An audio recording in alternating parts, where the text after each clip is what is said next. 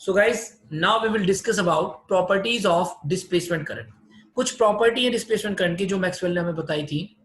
तो जैसे पहला उसने बताया था कि displacement current exist where there is a change in the electric flux, कि डिस्प्लेसमेंट करंट आपकी उस जगह पे एग्जिस्ट करेगी जहां पे आपका फ्लक्स चेंज हो रहा हो. तो उसने बताया था कि डिस्प्लेसमेंट करंट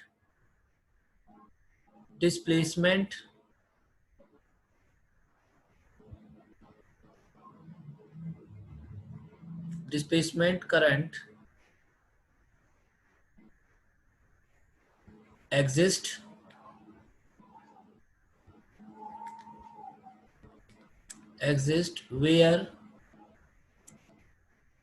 या when या where is the change in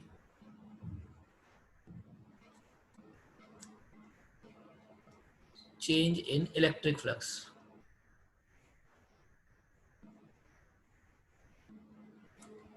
electric flux कि मैक्सवेल ने क्या बताया था कि जहां इलेक्ट्रिक फ्लक्स का चेंज हो रहा हो वहां आपका डिस्प्लेसमेंट करंट एग्जिस्ट करेगा.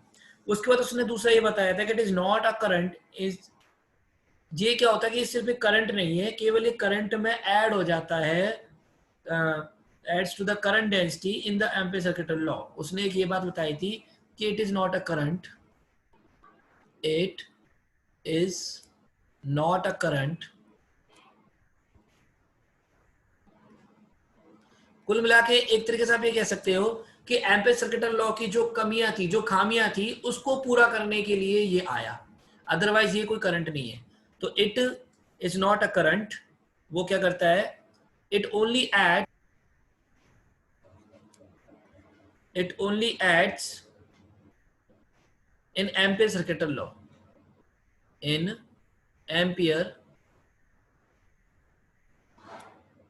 Amperes circuital law.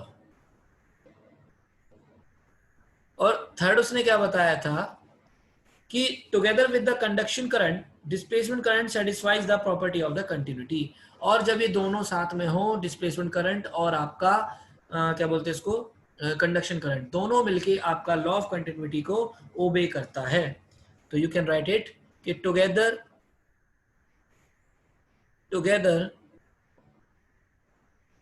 with the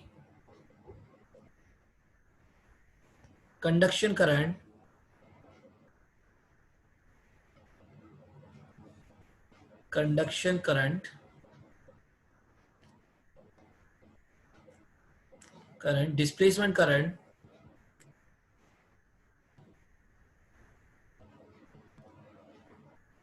displacement current satisfy the law of continuity, satisfies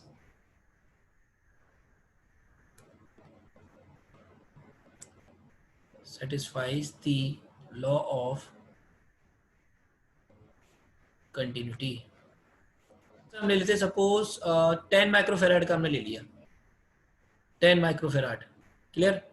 तो क्वेश्चन कहता है कि फाइंड, आपको आईडी बताना है, डिस्प्लेसमेंट करंट क्या होगा. Find the displacement current. Question आपके सामने है, सॉल्व द क्वेश्चन. तो देखिए आंसर देखिए इसका. हमें क्या करना होगा, देखो हमारे पास डिस्प्लेसमेंट करंट निकालने का फॉर्मूला क्या था. आईडी इज इक्वल टू क्या था, मेरे को बताओ. एप्सिलॉन नॉट, हाँ जी भूल गए, epsilon naught d phi over d t. अब आपने ये चीज पढ़ी है कि epsilon naught d by D t, और जो आपका जो फाई है उसकी वैल्यू होती है आपकी ई इंटो में ए. यही होता है ना. क्लियर? अब देखो ए तो हमारा कांस्टेंट टर्म है, क्योंकि जो प्लेट का जो एरिया है वो कांस्टेंट होगा. तो इसको तो हम ले लेते हैं बाहर. अंदर आपका बच जाएगा D E bye D T. अगर आपको इलेक्ट्रिक फील्ड दे रखा होता तब आप डायरेक्ट यहाँ पे इलेक्ट्रिक फील्ड की वैल्यू पुट कर देते डी बाई डी टी के अंदर. बट आपको दे रखा है पोटेंशियल का चेंज. तो आपने फॉर्मूला ये भी पढ़ा है कि जो इलेक्ट्रिक फील्ड होता है वो होता है वी बाय एल. ये होता है ना d by D T into में, और E की वैल्यू आपकी हो जाएगी potential by length of the electric field D। बताओ मुझे ये बात आई समझ में नहीं आई? Are you there guys?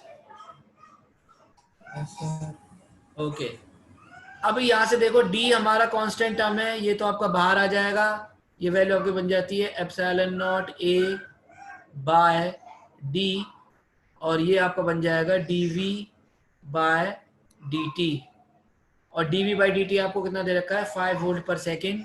That means your value will become 10 into 10 to the power -6, because epsilon naught A upon D आपका क्या बन जाता है, पैरेलल प्लेट कैपेसिटर बन जाता है ना, है कि नहीं? ये क्या बन जाएगा, कैपेसिटेंस ऑफ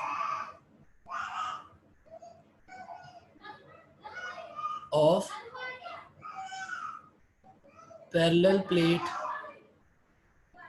कैपेसिटर।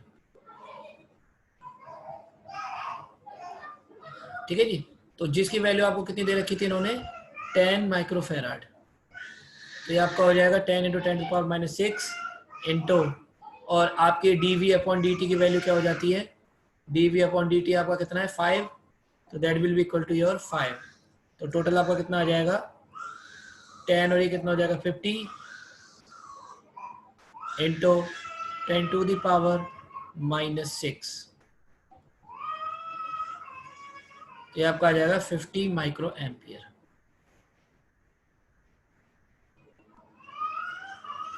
भाई बताओ समझ में आया नहीं आया?